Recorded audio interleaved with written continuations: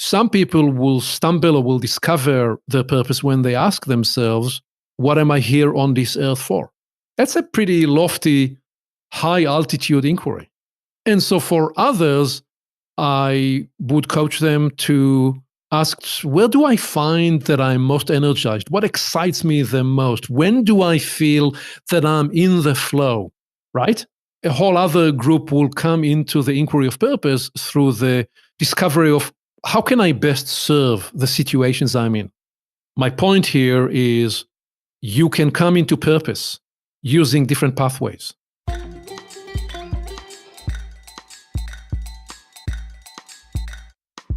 Podcast Junkies, episode 176. I am in Naples, Florida, visiting a longtime friend of mine, John, and experiencing what it's like to live here in Florida in August. Thankfully, there's a pool nearby.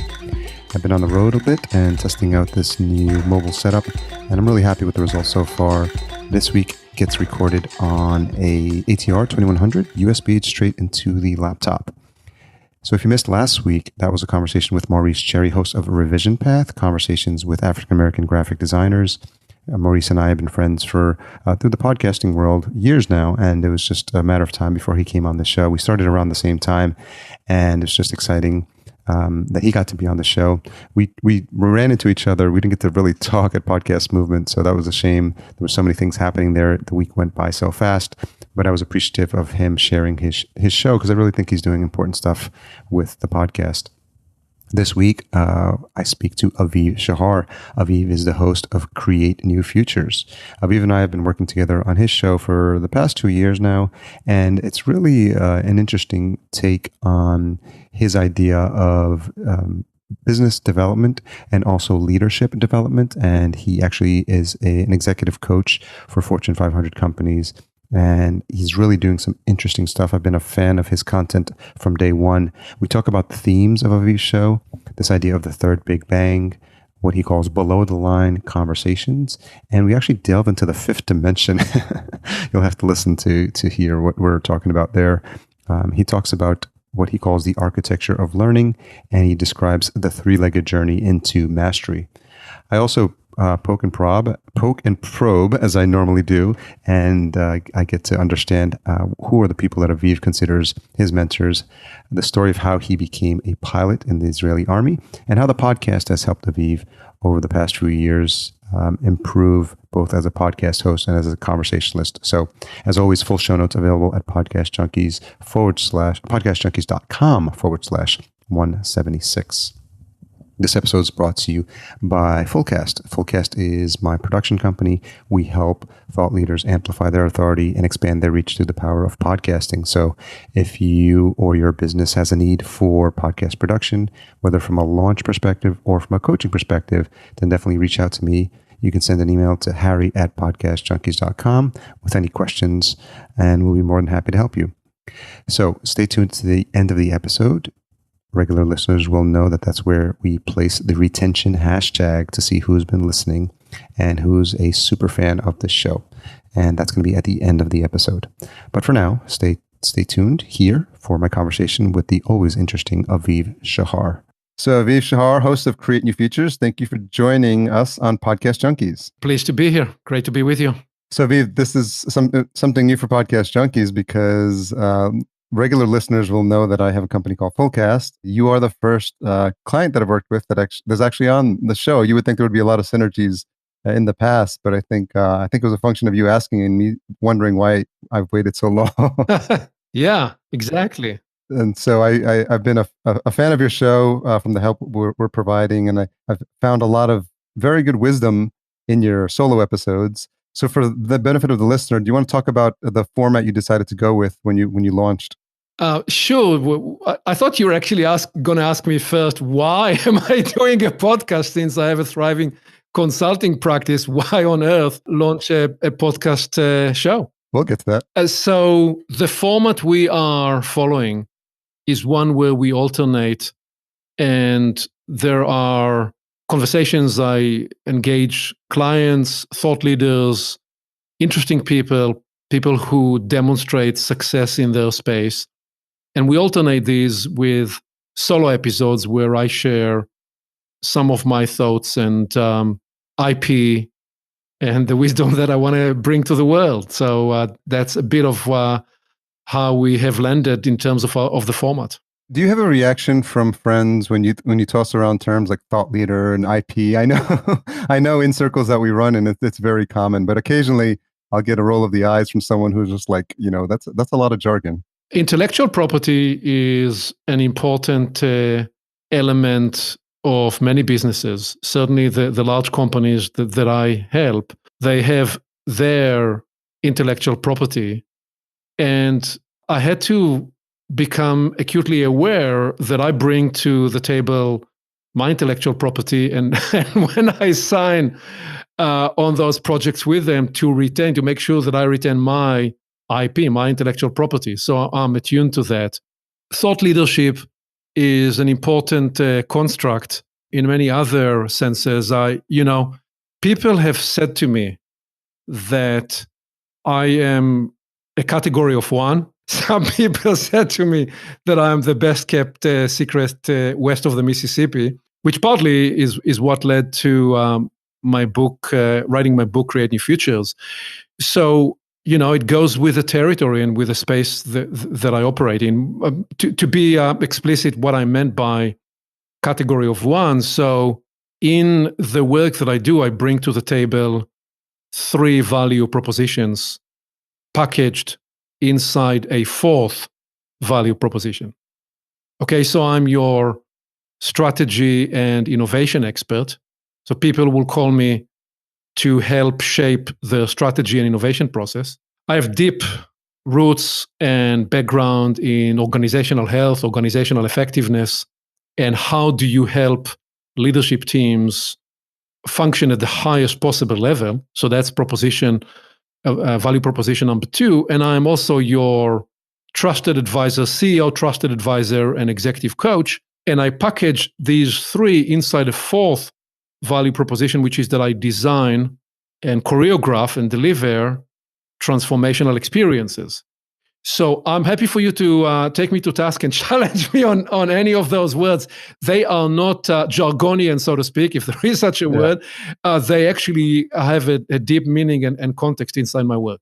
So you mentioned, you alluded to the book, Create New Futures. Talk to me about the ideas when the podcast was launched, why it was important for you to continue the themes you brought up in the book and not maybe make another podcast on another topic where you were just going to interview people.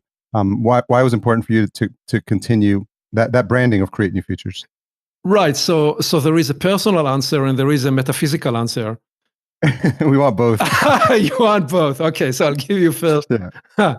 I'll give you first the personal answer and then the metaphysical. Well, so after the book got published, Paul Adams connected you and I, and essentially, I wanted to also put an audio version of the book on Audible. Mm-hmm. And somebody was kind enough many years ago to say to me when I was just starting this work after we relocated to the US, somebody was kind enough to say to me, you have to overcome your insecurity about your imperfect grammar and accent. This is America. We are charmed by accent.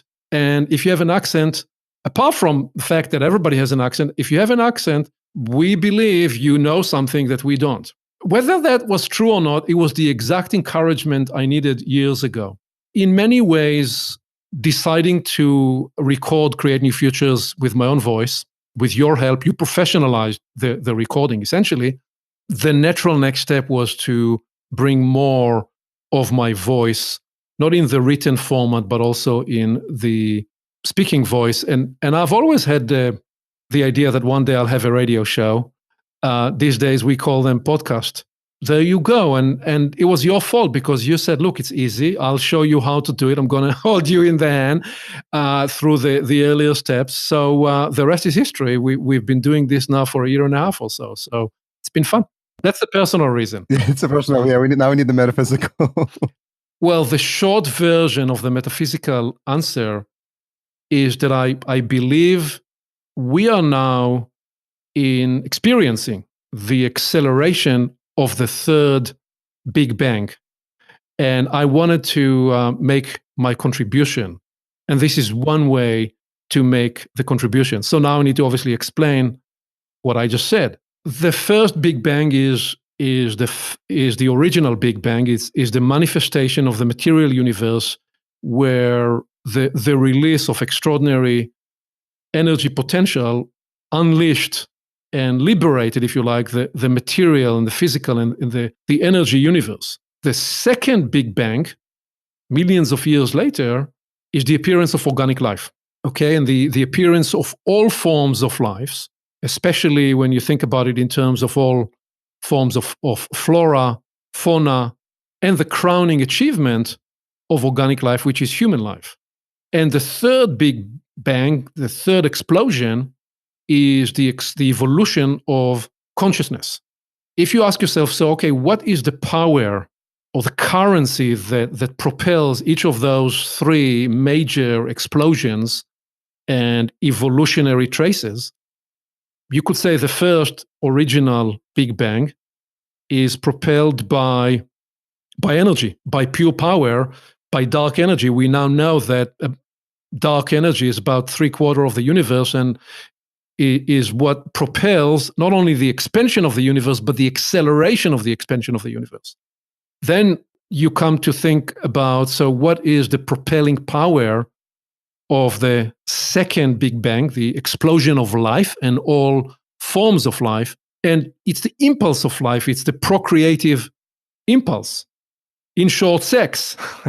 So you could say that the second Big Bang is driven by sex. It's an important commentary because we're living now in an oversexed world. And part of the idea is that we all catch up to, hey, we are now engaged in the third Big Bang, and we've got to channel some of the energy to that third Big Bang, which is about the propagation of consciousness, and specifically conscious consciousness. Okay, we're talking about sapient sapiens, by which we mean the idea that we are aware of our awareness, we are conscious to our consciousness. You then ask yourself, so what's the currency, what's the propulsion of that third explosion, the evolution of consciousness? It's conversation. Now, because you know the material that I share in Creating Futures, I translate that 2 or 3 levels down into more of the concrete work that I do in the corporate space, because I'm a mystic flying under the corporate radar as a consultant. And there is a question that I share at the beginning of the book where I say, I ask leaders, what is your highest point of leverage? We play the riddle game. And what I then share is the idea that the currency of leadership and the highest point of leverage of a leader is that you get to shape the conversation agenda. But back to this point, podcast is just one extraordinary way to be part of the conversation. And when you look, Harry, through these lens, the insight is that the internet was not just a revolutionary technology. We really ought to look at the internet from a higher altitude and imagine and recognize that what we're looking at is a technological platform that is serving and enabling the third Big Bang, the explosion of consciousness, where it essentially released or liberated each one of us to become content creator. So when you and I are now having a conversation, I know I'm having a bit of a long run, but that's the way I am when I have the opportunity. Okay. When you and I are having a conversation, think about it in metaphoric terms or in real terms, that one brain cell or one cell in the mind of the universe, that's you, is conversing with another cell in the mind of the universe, that's me. And all cells inside the mind of the universe want to have a conversation with another cell. And that's why the podcast revolution or movement that you've been involved with and are plugged heavily into that fast-growing community is happening at this time. So I don't know if you were interested in me giving you a theological framework or a theological context to your passion and business, but I just did. It's helpful. And I think it's interesting because, as regular listeners will understand, I think it's important for you, the way you've contextualized the importance of conversation lends itself very well to what we're doing with as podcasters and as listeners who are podcasters and who are thinking of starting their own show. I think it's important them to realize that what they're doing has a broader impact than just, ranting about what's on top of their minds. And I think there's always different viewpoints. And I love your take on it, because I think it makes people think differently about the importance of what we're doing, and not to take conversations lightly.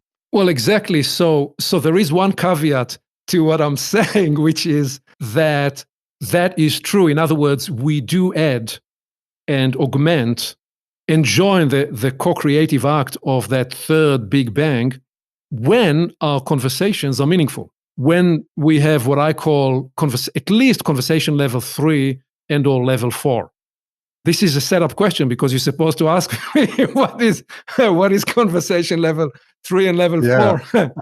I'm sure you're about to explain it. Yeah. Well, first of all, my point is that not every conversation really adds meaning and adds to the propagation of consciousness. And in my framework, you have below the line conversations. Below the line conversations are, conversations that lead to more conflict, more strife, more misunderstanding, and in some cases to violence. They are not part of the framework of the conversations that enable broader and more enlightened consciousness.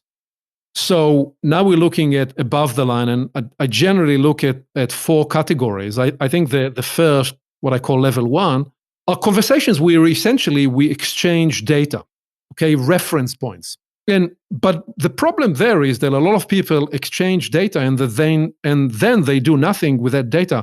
Either there is nothing to do with the data that was shared, or they don't know what to do with it.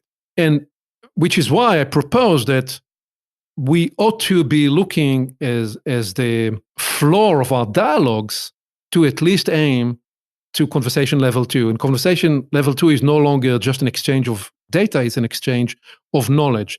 And knowledge is created when we connect the data points, when we begin to weave a picture that emerges out of the data. Ideally, we seek to explore at least beyond that and go to level 3 and level 4. The third level of conversations are wisdom conversations. So if knowledge is the ability to connect data points and weave a picture, then wisdom will be generated when we look at successive and we begin to tell a story of the patterns that emerge in those unfolding stories through the various slices of the picture that we are looking at. And those are the most meaningful and most engaging conversations. And sometimes those conversations squeeze the level 4, which are insights. And insights, the distinction I make about insights, so sometimes people like to say actionable insights, which in my framework is a redundancy, but it's still okay, because if it is not actionable, it is not insight.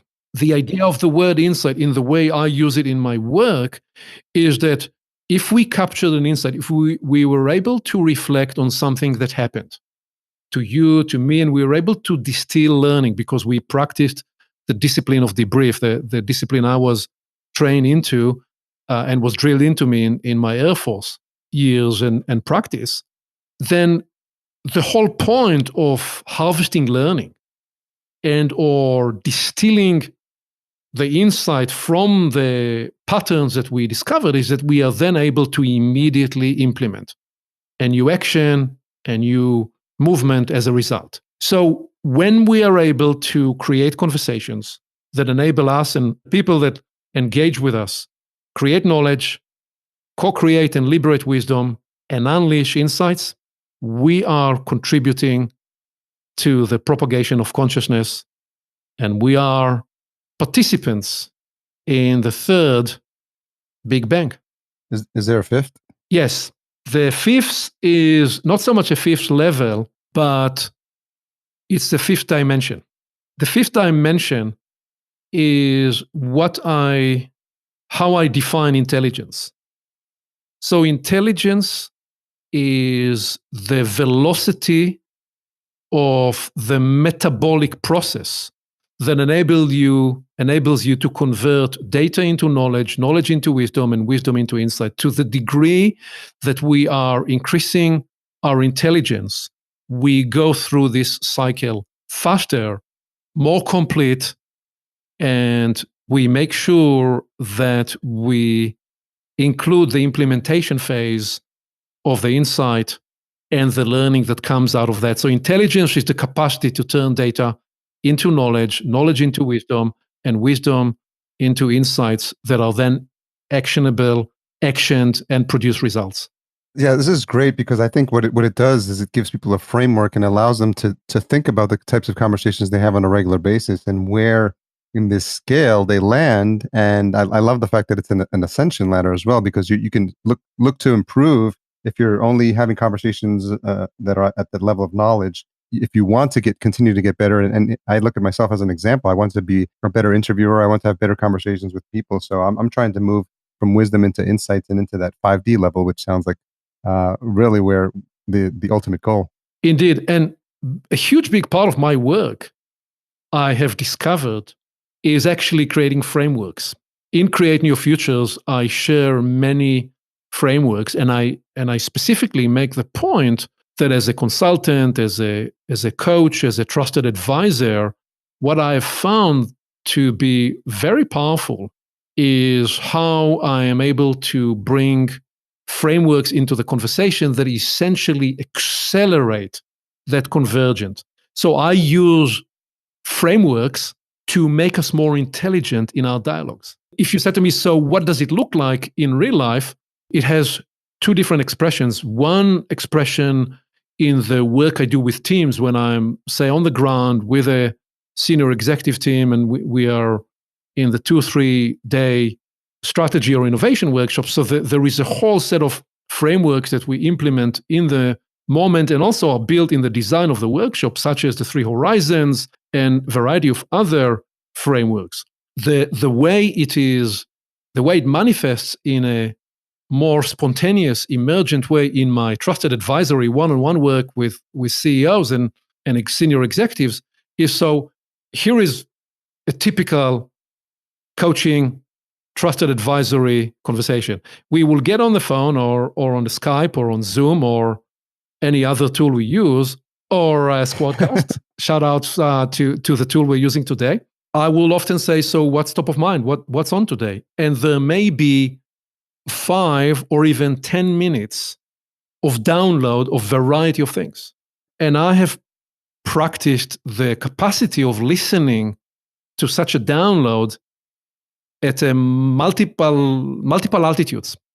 So I hear the flow of the conversations, and at the same time, I'm able to create an architecture of meaning that I listen to through the conversations. So often, 5 minutes later or 9 minutes later in the conversation, I'll be saying to the CEO I'm working with, well, so here is what I've heard. I've heard 5 buckets of issues.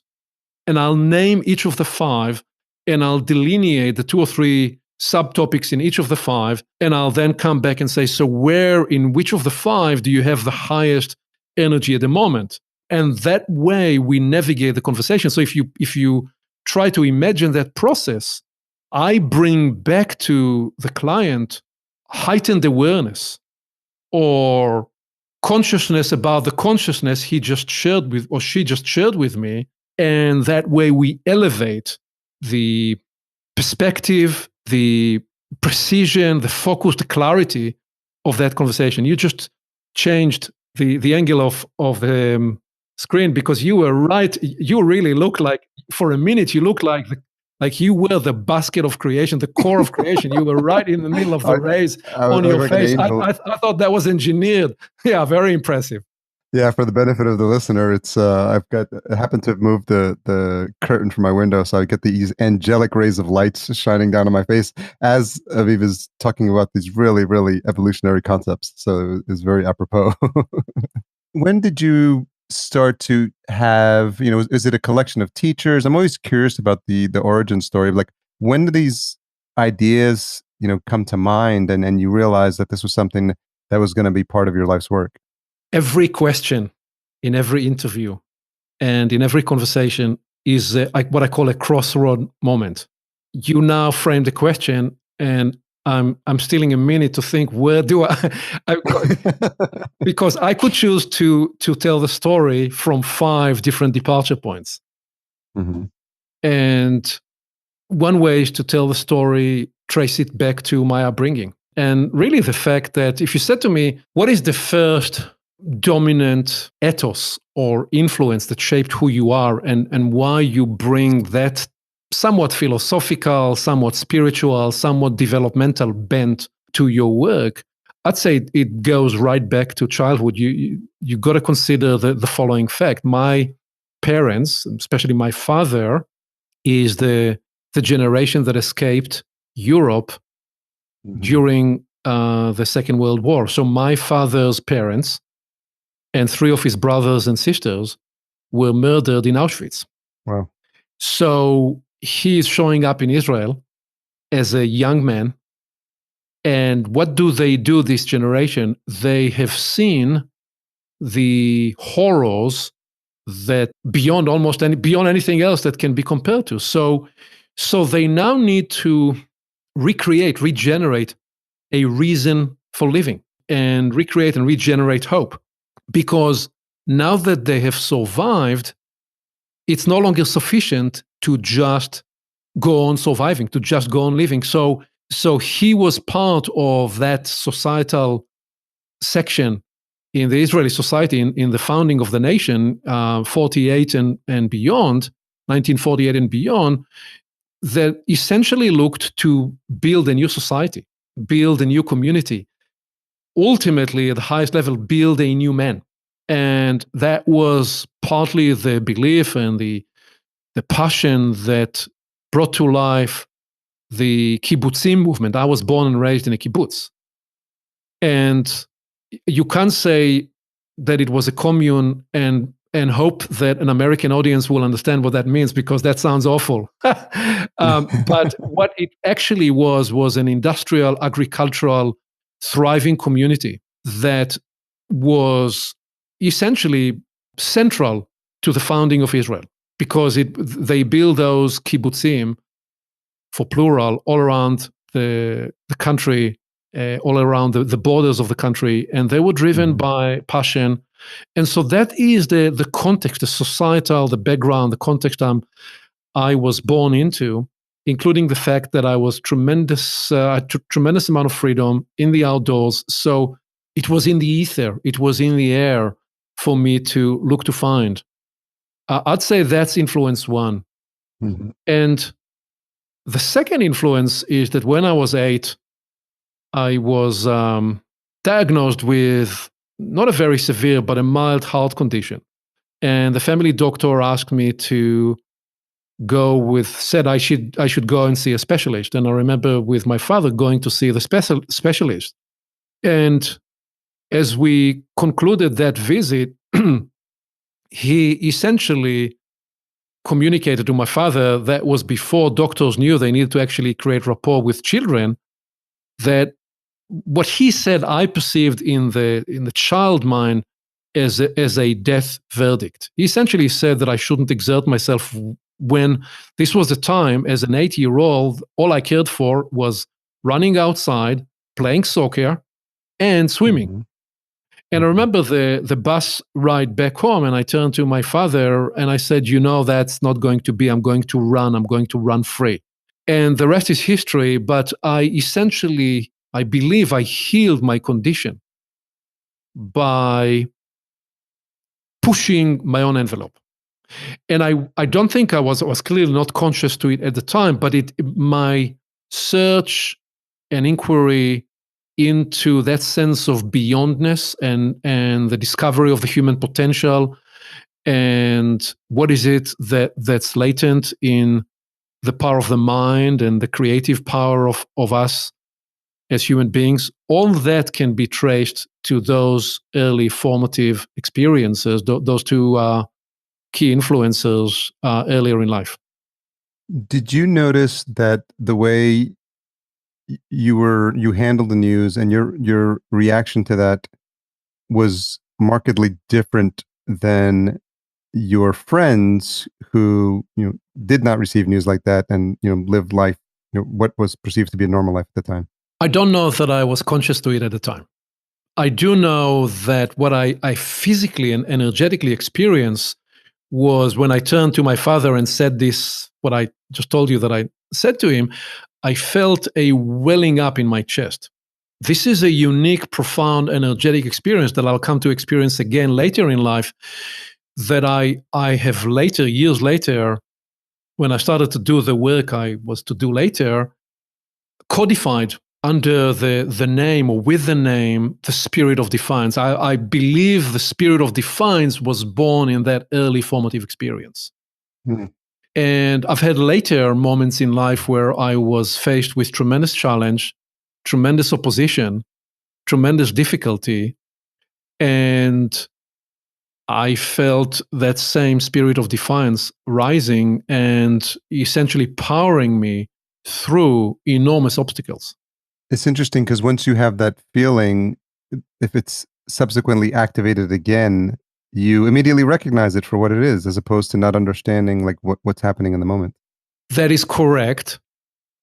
But then if you continue the development journey, you discover another very important insight, which is you shouldn't be using and keep recreating for yourself the same situations where you need to use the same muscles.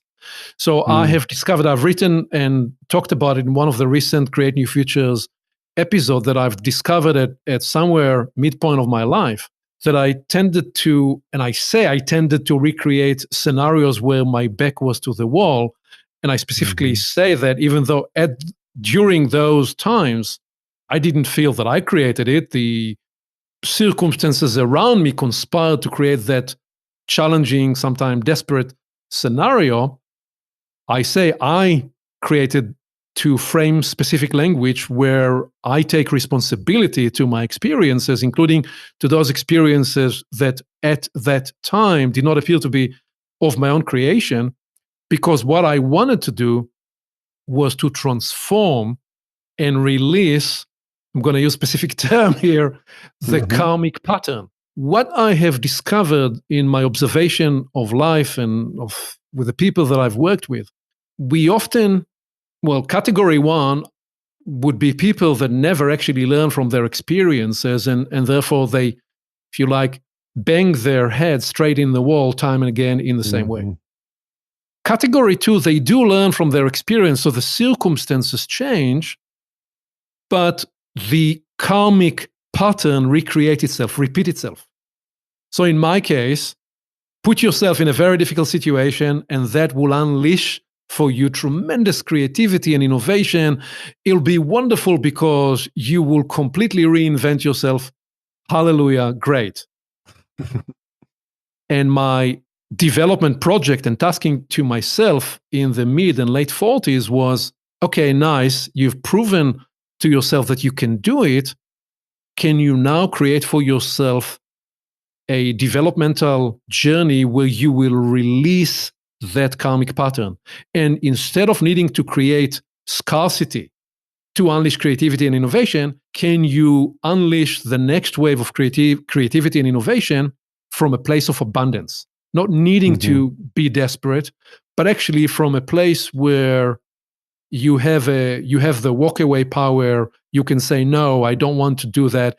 Essentially, pivot from having one path forward, a path that looked like a very narrow path, a very narrow bridge, to creating for yourself a situation where you always have multiple options, multiple scenarios, and you get to choose which of these you will pursue and will follow.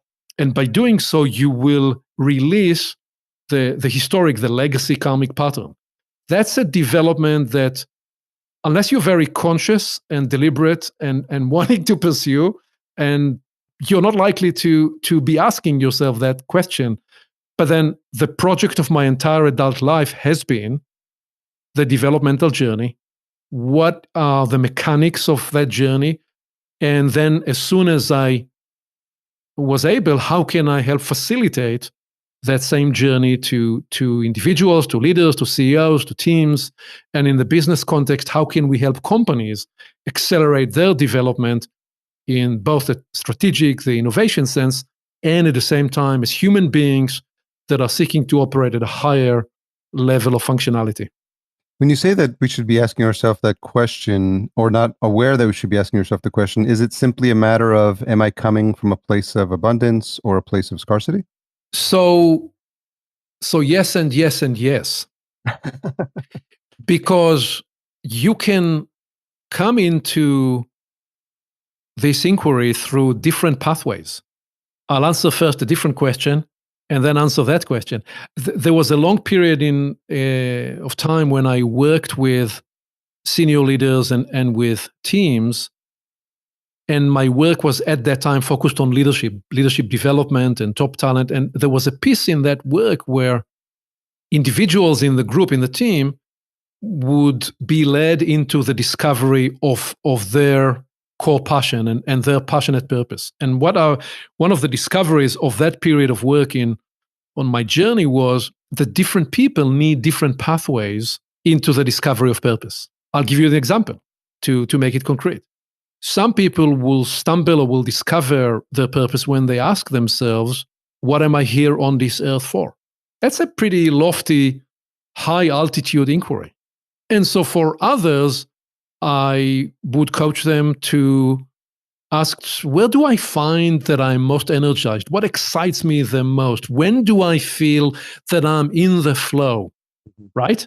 A whole other group will come into the inquiry of purpose through the discovery of, how can I best serve the situations I'm in? My point here is, you can come into purpose using different pathways. You now asked me about the developmental journey and what is it that propels you as an individual or every other person listening to our conversation to the development journey. So luck would just have it that I'm actually working and completed the work on one of the next episodes of Create New Futures, which I believe is going to be titled Journey into Mastery. And I describe the three-legged journey into mastery. And I make the point that different needs, different imperatives, different inquiries can lead you into that journey. So, Harry, some people will simply recognize that they tend to recreate the same challenge, the same pain point, the same dysfunction. And they've reached a point that they're so miserable that they want to do something about it. I propose that you don't have to just use pain and misery and stress as the driver. That sometimes, for many people, it's the most powerful driver. It's a cortisol stimuli behavior. That's all they know. Exactly. That's the point. But then at a different altitude or a different stage on your journey, you could simply ask, how can I be more effective? How can I bring more of my talent to the table? What's a way for me to free up and unleash more of my genius in the service of the people I work with, so that I'm enabling and liberating their genius? So these inquiries will stimulate and will unleash a whole different spectrum of development. As you engage with these kind of inquiries, there is then the inquiry within the inquiry of what am I learning about how am I working? And what am I learning about how I am learning best? And what am I learning about why I sometimes am able to follow through on my discoveries, and in other situations, I am not able to follow through? All of those inquiries are central to the development journey. And when you recognize that this is my belief, I'm now explicitly stating a belief, which is that we are indeed in that third Big Bang, the explosion of consciousness, and the arenas where that development process is emergent are first of all, the interior arena, which is how do I manage my own processes, my own emotions, energies, work processes? How am I showing up with my loved ones? Am I indeed the best, most versatile, most enabling, most supporting to the people in my life in the personal arena? And equally, how do I show up also then in the collective arena with the people I serve in my professional life? So the interior and the exterior, the individual and the collective, those are the arenas where we get to play in terms of our development theater. In one of my recent Create New Futures episode, I talked about the 3 jobs that we each have to engage in. And one of my suggestions in job 3 was you never want to just do the job in terms of do job 1, fulfill the work that you are assigned to do. You also want to do job 2, which is transform the way work gets done, and then also engage with job 3, which is evolve, grow, and transform yourself in and through the process. When you do engage with job 3, work never feels like work, because anywhere you show up is an opportunity for your own personal growth and personal evolution. And if that's a central driver for your life, then, hey, I get to do extraordinary things with teams and they pay me handsomely. And what do you know? I get to do my own development process through my work with others. So it's a triple or quadruple win. Can you talk about a relationship with a mentor in your journey that's helped you in the formulation of these ideas? I see. So you didn't take my first avoiding of that search inquiry before, and you're reapproaching this. This will need a whole other episode, and maybe a 10 hours episode. Yeah, we'll do this in parts. We'll have you come back. Yeah. Here is what I'll say. I'll say that I've had many mentors from the distance, people that are no longer with us, even from people that I've never met and people that died before I was born. But I did have special mentors along the journey as well. One of my earlier mentors was my long distance running coach. And then I had a mentor during my high school. And where I went to high school, it was a circumstance where I could come to the school principal when I was in my 10th grade. And I announced that I was going to now spend most of the time by myself outside the classroom, and I was going to design my curriculum and sit in the library and follow my own self-discovery and self-study program. And I was allowed to do so. I was supported at the time. It was probably unheard of in today's environment, but I was allowed to do so. So I spent the last 2 years in the philosophy and sociology and psychology sections of the library. We're talking pre-internet times, reading and writing and being more in a contemplative quest. And I made an oath with myself at the time, which was because I looked at the adults around me, and most of what I've seen at the time appeared to me like adult meant you have arrived somewhere. It was the final station. It was the final destination. And I didn't like what I saw. And so I made, when I was 16, 17, 18, I made that oath with myself, which is that I will never forget to remember what it felt like in terms of the preciousness and the aliveness and the vividness of the inquiry of that time. And I will remember that sense later into life. And I don't believe that I'm less passionate and less focused in my inquiry today. I'm probably more intense than I was back then.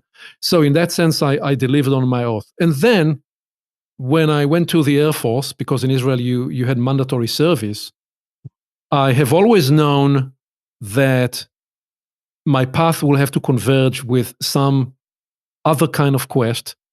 And I felt that it will have to do with the mind. It will have to include something to do with body, with challenging myself in the physical sense, and maybe will have even in it some aspect of art, music, or some aspect of that. And as I proceeded in my journey, I discovered much more. And to the continuation of that trajectory, we'll have to come back on another episode. Did you find that your time in the Air Force was in alignment or at times in conflict with what you had been learning about yourself? Yeah, great question.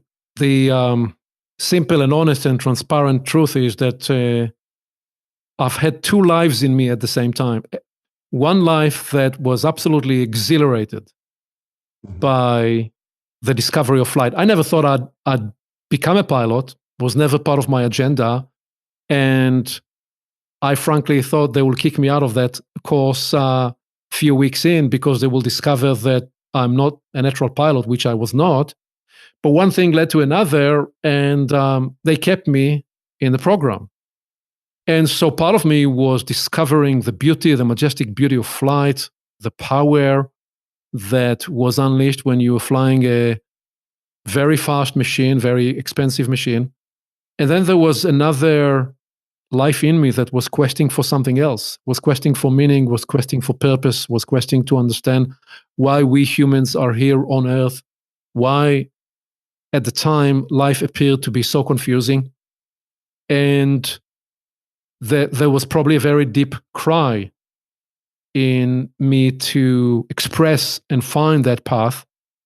And when I was released from the Air Force, I decided that I will live a reversed journey. Most people in their mid-20s essentially dive head on to the especially at that time in some way, to the chase of success, the chase of money, the chase of progress in a career, the chase of power.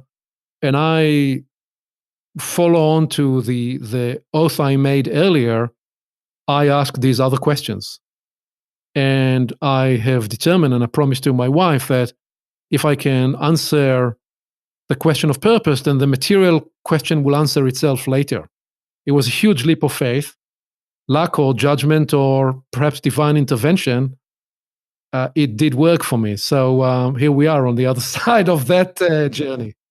And I'm still exploring and evolving every day, now from a place of abundance, now from a place of confidence, now from a place that's free of the kind of inner torment that was probably was a feature in my late 20s, early 30s.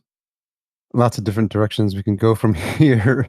I'm wondering how you've, if you just tying this back into the podcast, how the ability to have these conversations with your guests and then the ability to take some of the ideas in the book and expound on them in your solo episodes, has that been helpful for you in terms of how, in terms of a different way for you to tell your story? I'll answer it again in two ways by saying that I enjoy the conversations, period. I enjoy when I bring a client to a dialogue and I discover about them, as in an episode that will soon be airing with a client that I've worked with over the last 3 years. So I've known before that they were just a special human being, somebody I appreciated tremendously, regardless of the fact that we are working together and that they rewarded me with very lucrative projects. Regardless of all those elements, I discovered that they were a wonderful human being and a fantastic leader. And then I discovered so much more through the dialogue. And there is something moving and inspiring and powerful when you are able to, with another person, trace their journey and perhaps even give back to them and mirror back to them the insight, the wisdom of their journey. And I find it to be an enriching experience. So that's the first element, which is that I simply enjoy that discovery journey. I'm interested in people. I'm interested in what is it that motivates, and what is it that makes things happen for people, and what makes them work in one way rather than another way. And the second aspect of the podcast and the conversations is that I'm interested to codify in language. Can you break down what that means? I'm interested in to codify in language actionable insights, which is to offer frameworks, tools that others can listen to and say, I can do this right now. And if on minute 17 or minute 37, there was something that was said that resonated, that they want to do, the appropriate thing to do is press pause and engage in the implementation action. You ought to do that, especially when you've been exposed to my 72-hour rule, which essentially says that at the incidence of learning, when you get that big bang explosion of a new insight, new learning, you are enjoying the 100% protein value of the learning. And then if you wait 8 hours, it begins to dissipate. And within 72 hours, sometime before, sometime later, it dissipated below 51%, at which point the gravitational pull of habits and pressures and the urgent override the impetus of change that was available for learning. That's why also, Harry, my aspiration when I wrote Create New Futures, I'd never planned it for you to be reading it from cover to cover in one flow. I wanted you to be able to open the book at any page, read 1 or 2 pages, be inspired with an idea that you could implement there and then. And if you did that and nothing else, then I got my reward for having helped in one micro way your journey with a specific idea or insight you have implemented as a result of reading or hearing it on Audible. And so it's both. I enjoy the conversations, and I believe that one of the contributions I can make is shine light through the experiences of other people and lift from those experiences in codified language frameworks, tools, insights that other would love to implement as well. Have you found that you've evolved as a podcast host since the time you started the show? Yes, and yes. I'm becoming more liberated and more at ease with the medium, with your help, because I have for a while played with my own editing. Even before that, on Audacity, I'm highly attuned to my own speech defects, right? And I can elaborate on all my speech defects, which I've now released for your team to work on and refine and clean out. And more importantly, I've settled that I don't have to be perfect. And that's part of the beauty of podcast. I think the podcast medium is more amenable for imperfection. It's a free, spontaneous. When we make major errors, you will cut those out. And other than that, it's live. We are flowing live in the conversation, and that's part of the richness of it.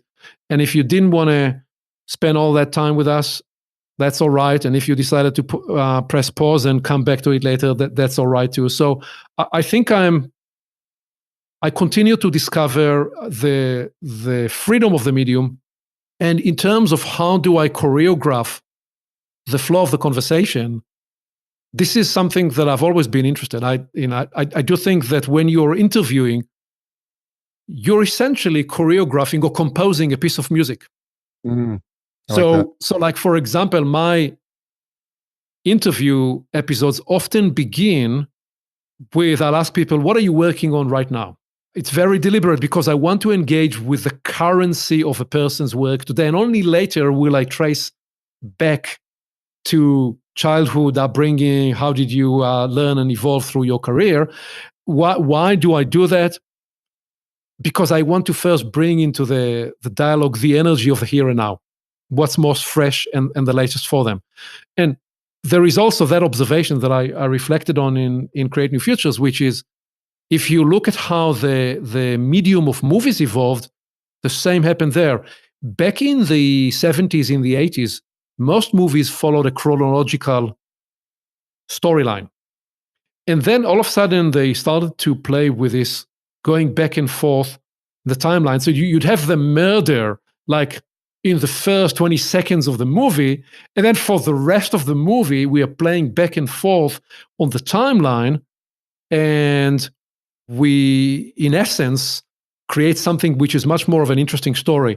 My observation, by the way, of that change of the medium of movies was that it reflected that we were going through that evolutionary process. We were no longer captured by the chronology of a story.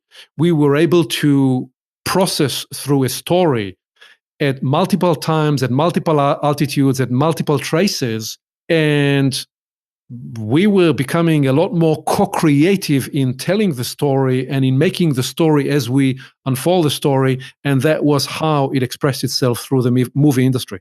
One of my most favorite examples of that is the movie Memento, which people who haven't seen it, the summary is basically the movie starts at the end and then works its way backwards, right, scene by scene.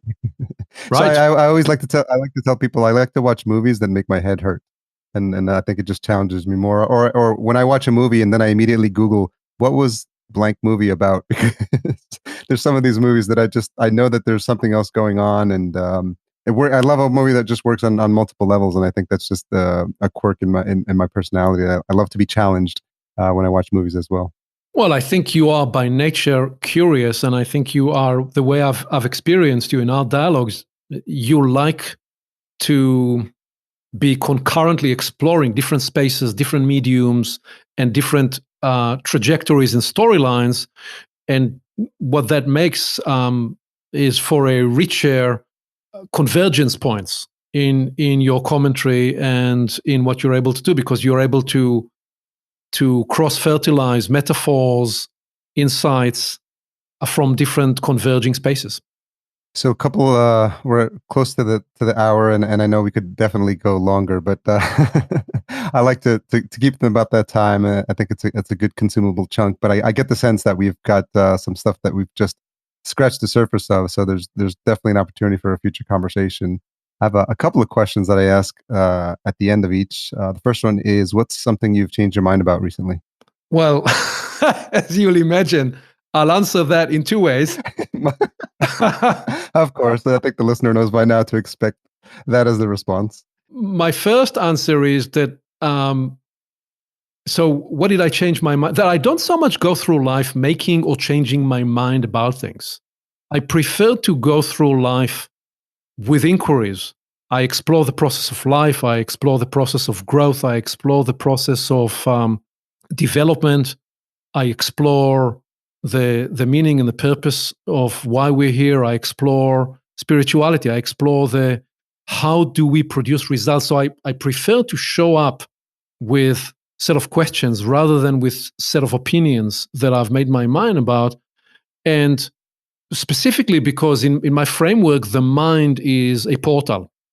It's a portal to possibilities and opportunities. And so what I've discovered is that I'm better off with creating space rather than showing up with crowded point of views that I've made my mind about.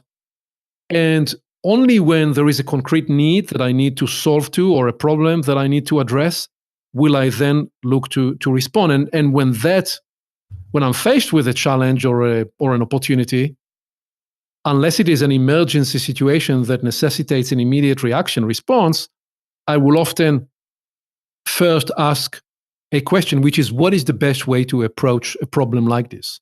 Or what is the best way to approach an opportunity like that? So as an example, on a recent episode, I discussed the idea that I was asked a question about the conundrum and the dilemma of integrity.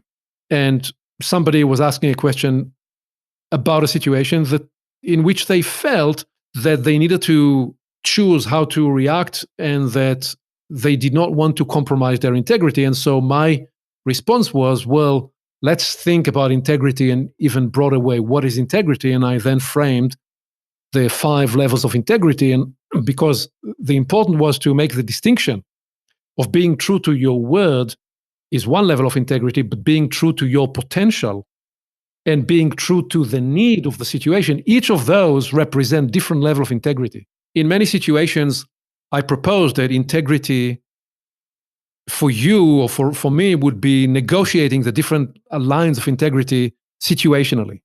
I just demonstrated that principle. So I find that I'm better off showing up with open mind.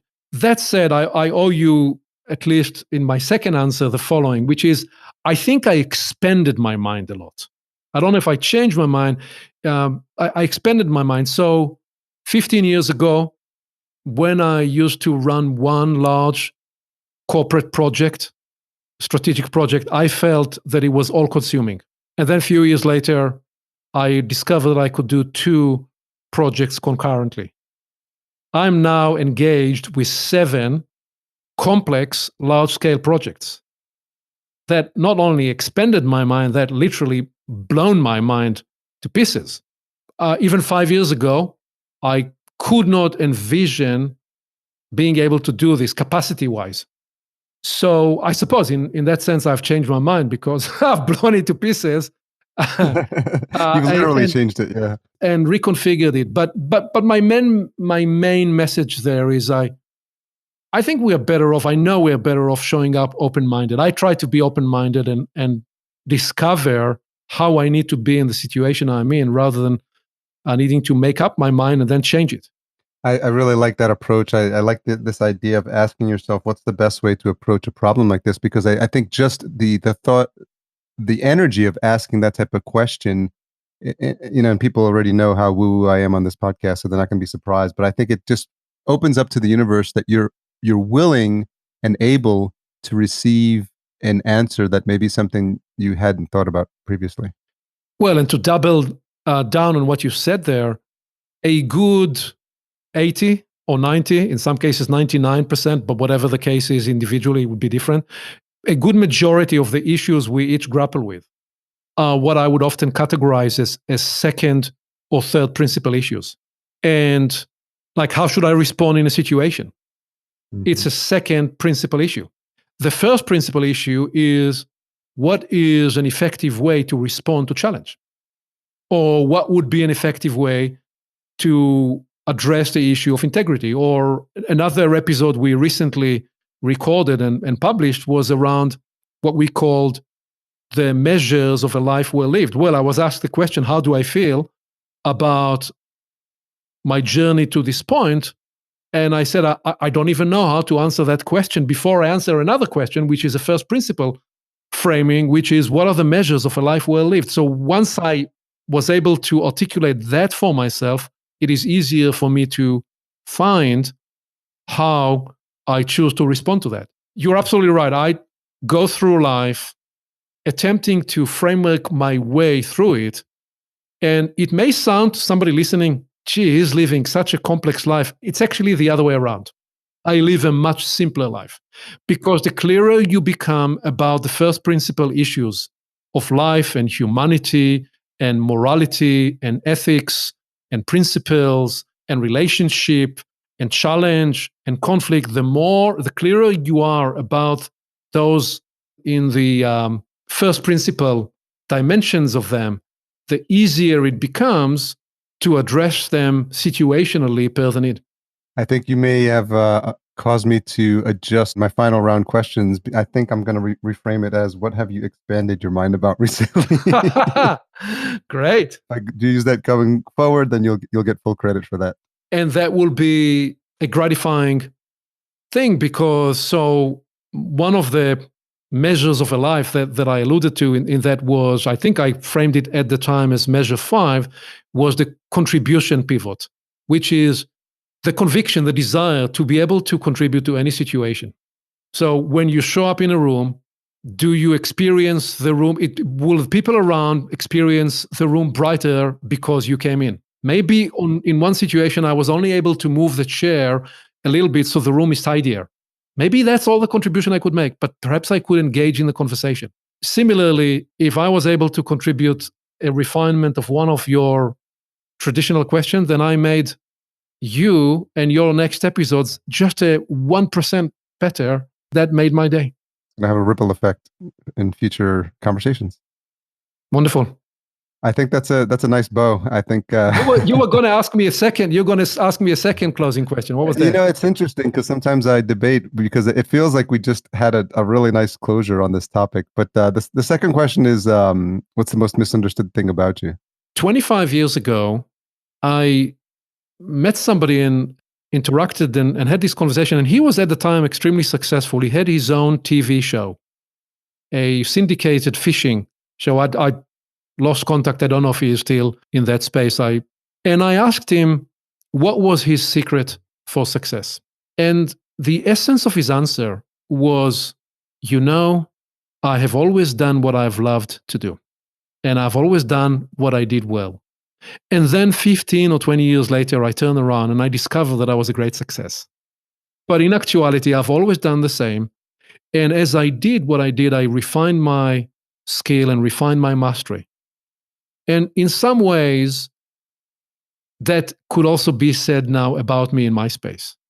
The most misunderstood element about me is some of the people that perhaps even know me for many years would think that what I get to do and that it comes easy to me, that it's natural, that, I turn around and I do it like that. And it's simply not true. I work hard and iteratively in refining the work that I do. And also because by nature, I enjoy my work with people, but I'm introvert and I get to replenish and regenerate and do my discovery and formulation, both when I work with people, but a significant amount also when I'm on my own. So if I'm with a team and we are somewhere in a resort and our session begins at 8 a.m., I will typically be in the meeting room at 7 because I want to make sure that everything is set up correctly.